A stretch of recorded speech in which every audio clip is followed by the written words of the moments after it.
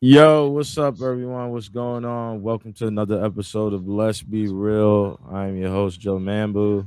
Boy, Big Sherm, I'm here for you, people. We here for you. Yes, another episode. This is episode 103, and this is called What is Vince's Legacy? Right? You don't know. Vince Carter has retired from the NBA, a 22 uh, year career. Stellar career, some would say not, but the question is not so much if he's a Hall of Famer, right? But was did he underachieve in his career? I know for most players, the goal is to win an NBA championship. Vince Carter never sniffed it, never came close, but he had a really good career, a long career, and 22 years is not something to be laughed at. But Big Sherm, what do you want to say on it? What do you think? Vince Carter is a national treasure. Oh, The- national treasure. He's a national treasure. He might not have, like you said, the goal for every NBA player is to win an NBA championship. Yes, sir. But he didn't get a chance to do that. But he had moments. Like, for Hmm. instance, I think it was 2001, Hmm. Game 7, Eastern Conference semifinals versus The the, Sixers. the Sixers. Yeah, They were, all the big news was, oh, he's going to go to his graduation in I do Chapel Hill. remember that. Yep. And everyone, some people were giving him flack. Even some newscasters was giving him flack for like, oh, he should be concentrating on the game.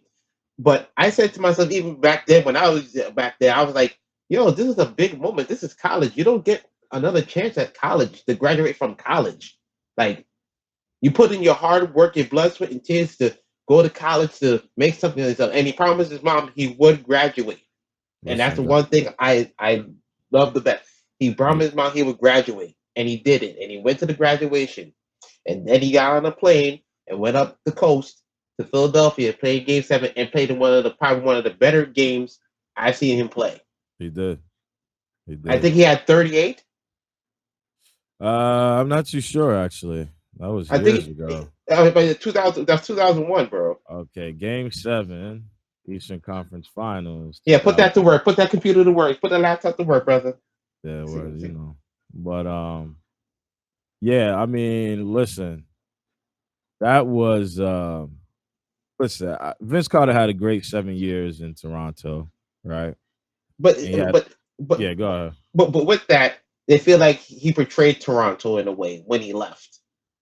He got traded. I mean, he got traded, but they still feel like they felt betrayed. Like, oh, how are you trading the best player on our team? Like, that was their guy Yeah, for those 7 years. Like, the first dunk, like, he blew up literally with that first dunk at Air Canada. I think it was Air Canada Center. It was his first NBA dunk. Like, he dunked on somebody. yeah, You feel me? Like, if he felt that it was one of their own, and like the organization just traded him away, and it's like it felt like so demoralizing in a sense. It was yeah. No, demoralizing to them. I mean it definitely was. I mean, you look at it, it was basically them having to read. That slam dunk contest That's what that it's he, about, man. but that's his career. He Yeah, didn't have to do nothing else. yeah. That slam dunk contest set his whole career up Hold on, for hold on, the. hold on. It You did. saying that slam dunk It contest alone? it did. It really did. I don't think that's true. I'll tell you why. But Yo, go ahead, continue. listen. Toronto was an up and coming team at that time. Yeah, T Mac, they were gaining ground. They got to the playoffs those couple of years. They faced the Knicks and they lost, I believe. hmm, But they were up again. But that slam dunk contest, Kenny Smith calling this man, half amazing, coming up with the nickname itself, put him on the map. yeah. I It mean, literally and it basically solidifies his career to me. That's his. I don't want to say like disparage that's a lasting legacy, but that's what it is. Like, we still talk about it till this day. well, when you think of Vince Carter, obviously you think about the dunk. So I get it, right? Mm-hmm. But I would point you to another player who won a dunk contest, and that's why I was like, I don't know if it's you say the dunk contest solidified his career, but Jason Richardson won a dunk contest. I believe it was in What? 2003, right? And J- Jason Richardson hey, was Jay Richards can dunk with the best, but he ain't Vince Carter, bro. he not. Would you? Come on. Yeah, I'm picking Vince Carter every time versus Jay Rich. I'm picking Vince Carter versus anybody anytime. That's even include Michael Jordan. Until you get to Zach LaVine. What? To me, until you get to Zach LaVine, son, Zach LaVine was doing some shit like, what the hell is this? Zach LaVine is good, but I think Come on, son. Aaron Gordon got robbed, but I still I get think, true, very true, very true. I still think that Vince is the best creative and in-game dunker. The crazy thing is I was watching some interviews with Vince Carter, and he was just basically talking about, it was like his top 10 dunks, right? In his career. And he was just basically like on autopilot for most of those dunks. Like a lob happened, and he was like, I don't know where the rim is at, but I'm just going to go attack. Like he doesn't care where the ball lands. He's just going to go attack the rim. And that's probably like why Vince Carter was just so great, because he had an innate ability to just go ahead and just put the ball in the bucket in the most creative way. I remember he was talking about one time dunking on Mutombo. He said, "Yo, he's taller than me, he's longer than me, but I can jump higher than him." Yeah, yeah, I remember that. Like he said, "Yo, I'm just gonna jam. What the hell? I'm just gonna jam it on them and just done it." You feel me? Yeah, that is fireworks. I see New York has not changed. No, it has not. It has not. Listen, it's Iraq every day. I could bring some down. I'm joking. But yeah, even so, that's the thing with that Mutombo thing, right? He talked about it. He's like, yo, he know he could jump high. He's talking about Mutombo, but he knows that he can jump higher. And it was like, yo, it's just crazy to me the confidence that he had in his ability. And I know we're talking about Vince underachieved, and to me, a certain degree, they did. He underachieved greatly because of injuries. Yeah, definitely because of injuries, right? Injuries did it, because when he was traded to the Nets, he was killing, man. Until he got injured. Him and Jason Kidd was magic. Yeah, magic. You know what I'm saying? You know what I'm saying? I mean, you look at it, his first 12 years, right, before he went to Orlando, his lowest average was his rookie season before he went to Orlando. Vince Carter. So he averaged 18.3, right, in his rookie season. Right? And the lowest was his last season in New Jersey. Oh, no, actually that injury plague season in Toronto, where he only scored 16 points per game. Okay. And that was the 2004-2005 season. But then when he went to New Jersey, right? It upticked to 27, 27. He was killing out there. 24, 25, and 20. And I think Vince Carter, New Jersey Nets, his time with the New Jersey Nets are highly underrated. We always look at the high flyer that came out of North Carolina in the first few seasons, and I get it. He was averaging 25, 27, 24, you know what I mean? And people, you would compare, like, this is when McGrady was even in the shadow, and this is the reason why McGrady left. But Vince Carter was it, man. He was Air Canada. He was a highlight reel. He was half man, half amazing. His dunks were just ridiculous. And when you think about Vince Carter legacy, is really the best dunker of all time, which isn't bad considering that Michael Jordan played the game of basketball as well. But what else has he done as much? But again, to your point, the injuries. That's what derailed his whole career. Yeah. He would get injured. Once he started to get injured a lot, that really slowed him down. But he still came back. He still wanted to play back because he played for the love of the game. He definitely did. He was not ring chasing. I do appreciate that. Even like in his old age, he could have went the David West route. He didn't. he didn't. He chose not to. But again, Mitch Richmond, he's one of those guys that got the people say, hey, he got a charity ring with the Yeah, Lakers. You know, he got a charity ring with the Lakers. But listen, to me, he earned that for all the years playing in the Michael Jordan era yeah, and being shut out. And Mitch Richmond was basically the second best shooting guard behind Michael Jordan. Michael Jordan was all without the stratosphere. yeah. A lot of people forget about Mitch Richmond killing him with the Sacramento Kings. Oh yeah, Mitch Richmond was nice. He was a He shooter. was nice. Yo, Yeah, smooth, right. silky shooter, but it was just Jordan. Yeah, Jordan was just there. You feel me? yeah, But for Vince, for me, Vince just he could have went to another team. He could have did all that, and I think it would have been well deserved anyway. yeah, It would have been well deserved, but he didn't do that. He just played for the love of the game. He helped mentor guys along, helped them out in their career, and that's yeah. appreciative. 22 years is nothing to sneeze at. No, it's nothing to sneeze at, and that's the thing. So it's like fans may look at Vince Carter legacy a little bit different compared to like how NBA players, personnel, coaches are gonna look at Vince, right? Because he's been a model citizen, hasn't really got into trouble. You know how easy it is to get in trouble being an athlete. Social Uh, media. social media, right? And he played through that. So he played through the social media generation too. You know what I'm saying? And he's just been a model citizen. So I think he would be more revered in the circles of like the people who understand the game and just don't watch the game, right? But I think, like I said, I think he underachieved. I think he is always going to be the greatest dunker of all time.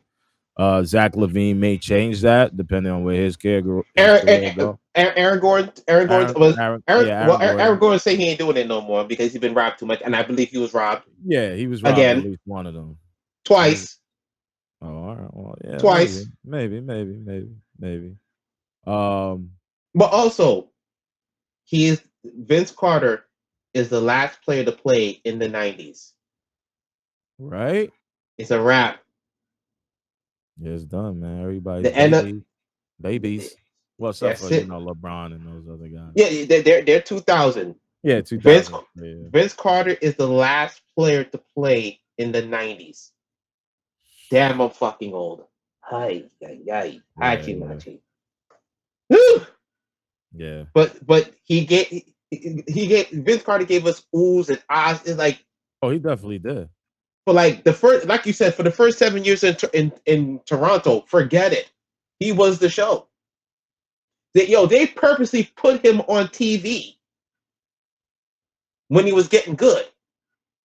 They purposely put him on TV. Yeah, And I was like, damn. You knew he was a big star when they started doing that. When he had to shift stuff around to get him on TV, to get him on NBC, to get him on TNT, yeah, ESPN. yeah. He was a game changer back then. You can't poo poo that. Even though people say he underachieved, at that moment in time, he was the guy. Yeah. For a No, time, he was the yeah, guy. you're right. You're right. And then when he went to the Nets, it was more like an ensemble thing. They was hoping that he could recapture some of that stuff that he did in Toronto, which he did for a little bit. I mean, you even look at Vince Carter's best dunk wasn't in a Raptors jersey. You His ain't talking about the one against Alonzo Mourning. yes, yes, yes. You know what I'm saying? They think he Like, couldn't do it no more. yeah. And yo, Alonzo Mourning is a tank, but Word. He got Vince, dunked on a lot though.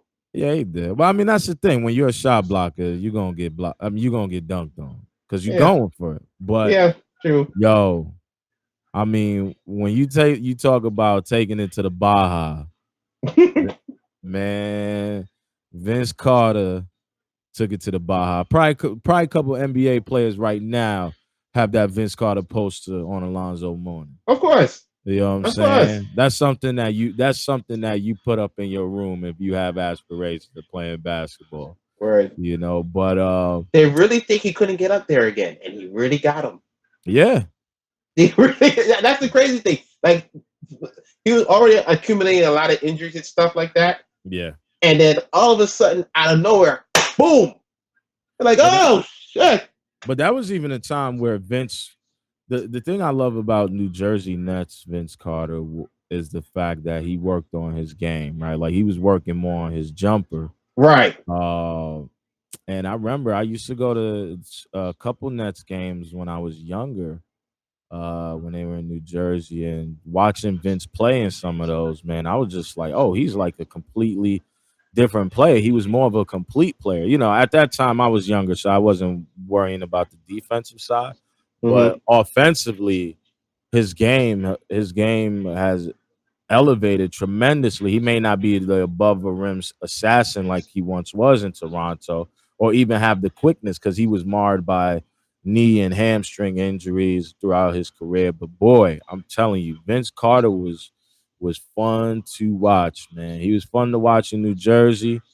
And listen, like I said, his best dunk is in a Nets jersey, and My his, qu- his second best dunk is probably in the Team USA jersey. oh yeah, true. You know Frederick what I'm saying? Weiss. Like when I'm you not could a get Yeah, go ahead. My bad. when you could jump over a 7'2" dude, Yeah, like yeah, that's crazy, bro. yeah, yeah, That's just crazy, son. And that's when Vince had when he was growing his hair out.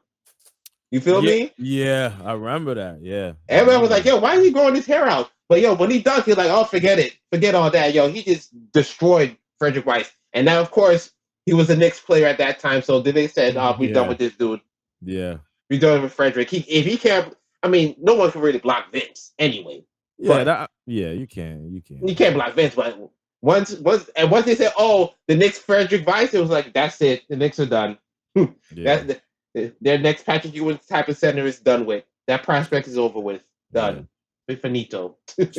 So my thing is, you look at all because, like I said, he played 22 years, but you look at all the stuff. What's like the one defining moment for you in his career? Like the one thing you look at and you be like, "Yo, this is this is the best thing No, for Vince has me, done." it was him playing, getting on a plane after graduation, doing something that he promised his moms he would do, Yeah, completed his degree, got on a plane, played Game 7, and proved everybody wrong because he didn't cost them the game.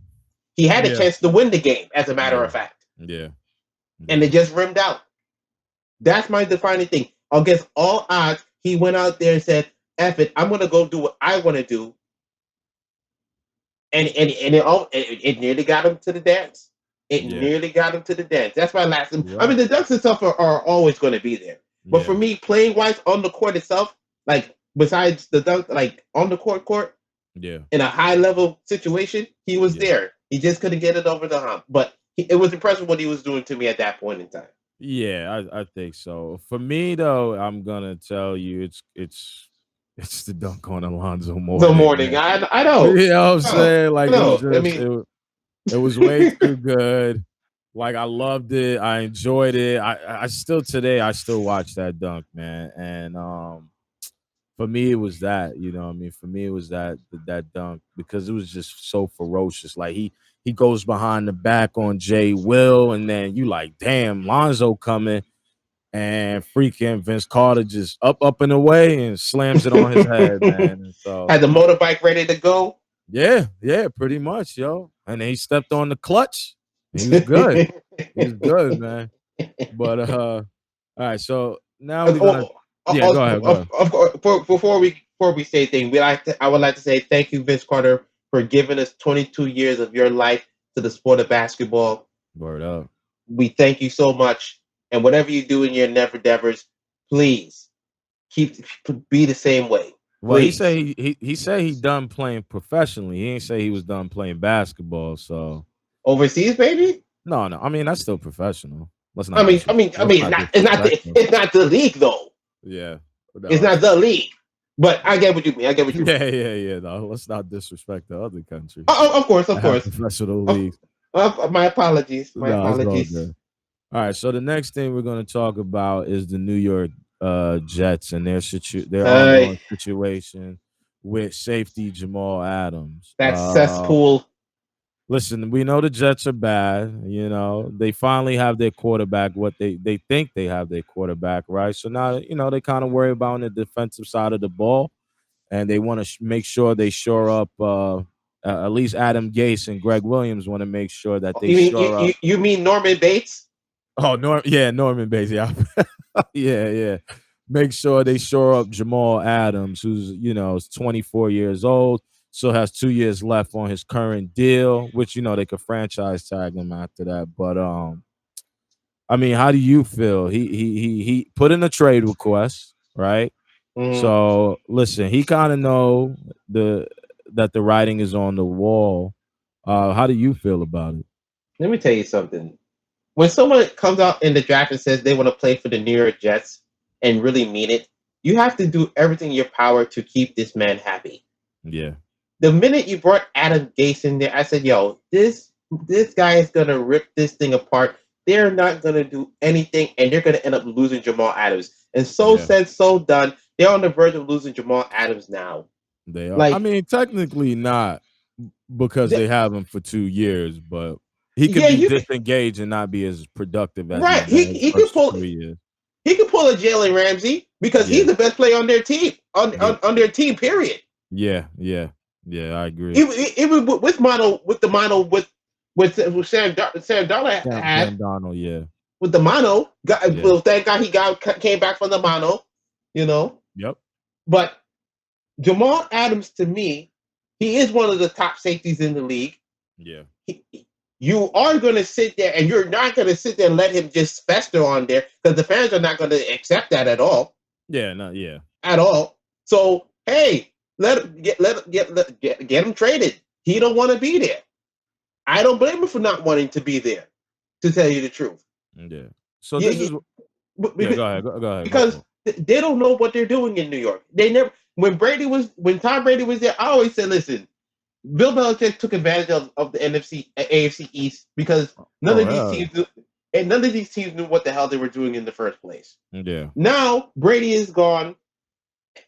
Now Brady is gone, and it seems like the Buffalo Bills now are the lead dog, at least on paper right now, but with them added to Stephon Diggs, and their Yeah, defense is just murderer's row. yeah. The Jets still continue to make bullshit moves and bullshit decisions. Bullshit. Sounds And like a New York organization to me. yeah, pretty much. At least they're not the Knicks, Yeah, But like Jamal Adams to me, I said, hey, go get traded. Yeah, they own his rights, but that's what everybody say. If he's a star player, if he has that pull like that, he's gonna get traded. Now yeah, the teams he wants to go to, his number one pick is Dallas, yeah. He which I also don't. he Well, also go got ahead. Baltimore, Houston. Shit, I would love to be in Houston. Hell no, I'm not going to Houston. Not But with that fake Bill Belichick guy over there, oh my Bill bad. That's O'Brien. that's that's for Get the hell out of here. Get that's for other reasons. I'm sorry. the Uh, hell out of here. Kansas City, right? Oh my Wait, God, yo. Philadelphia, San Fran, and Seattle Seahawks. And then Adams was open to a trade to the Tampa Bay Buccaneers. And I understand because Tom Brady being over there, you would want No, to, it could be also a, no. The other reason because he respected Todd Bowles. Todd Bowles yeah, drafted him, yeah, and he said yeah, he loves Todd Bowles. He loves his system, and he would thrive in that system. yeah. So But my but my but, my but go thing, ahead. yeah, my thing is I want to talk about. So they're saying that the Giants. So his dad was also a safety in the league, and he played Mm-hmm, for the New York Giants. Right, George Adams, his dad. And George Adams had gotten injured. He had gotten a hip injury, right? Still continued mm-hmm. to play, but never was at the level again that he was pre-injury. So I think his son Jamal Adams is a little bit worried, and he want to get his money a little bit sooner, right? Don't really see it with safeties like that. You kind of see this with running backs a lot because it's like pay me now because I know in 3 to 5 years I'm washed for the most Mm-hmm. part. You're just gonna draft some young kid out of a big program and he's going to take over. I think Jamal Adams is fair in that because his dad he saw his dad go through it, right? Mm-hmm. And Jamal Adams doesn't want to go through that. Because to me, when I read that he uh that he wanted his money now, it was like, yo, you still got 2 years left. So But like, what's the rush? But when I read the story about his father, I was like, oh, okay, I get it because it's like it feels like you're just you're doubting your abilities to stay healthy. But I get it. It's in the back of his mind because he's seen his dad go through it. So I totally understand why you would want that money now or play for playoff championship contending team and make some noise and get your money after that. You know. Let me tell you something. That's part of that's part of the equation with his Mm-hmm. pops and the injury and everything. But I'm Yeah. telling you, he does not like Norman Bates. Period. Yeah. Yeah. He does not like Norman Bates. And let me tell you something. If he goes to if he gets traded to Baltimore or Kansas City, they're gonna win the championship. Yeah. Yeah. They definitely Because will. he's a game changing safety. He Period. definitely is. He's gonna get his money regardless because he is a top 5 safety in the league right now. Yeah. Period. Yeah. All right. If he goes to Seattle, hey, it could be. But if he goes to Baltimore and he makes up with that defense with Yeah. Marcus Peters and Humphrey, are you fucking kidding me?